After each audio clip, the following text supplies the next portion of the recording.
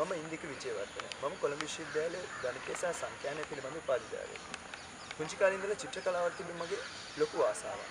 ගණිතයෙන් උසස් අධ්‍යාපනය ලැබුවත් මම චිත්‍ර කලාවට තිබුණු ආසාව කිසිම ලෙසකට අඩු කරේ නැහැ.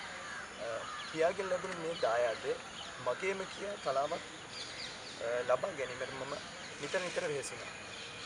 උසස් අධ්‍යාපන කටයුතු රැකියා කටයුතු අතර මගේ පැන්සල් පෝට්‍රේට් කලාව මම මගේම ශෛලයකට නිර්මාණය කරගනිමින් මේ වෘත්තියෙන් ඉදිරියට යෑමට බලාපොරොත්තු වෙනවා. මගේ චිත්‍ර කලාව සඳහා මගේ විශ්වවිද්‍යාල මිතුරන්ගෙන් ලැබෙන උපකාර අතිවිශාලයි. ඇත්තෙන්ම මට මේ ප්‍රදර්ශනයට ඉදිරිපත් වීමට ලැබීම මගේ මේ කලාවේ ඉදිරි අභිවෘද්ධිය සඳහා මහඟු පිටුවහලක් ලෙස සඳහන් කිරීමට මම කැමැතියි.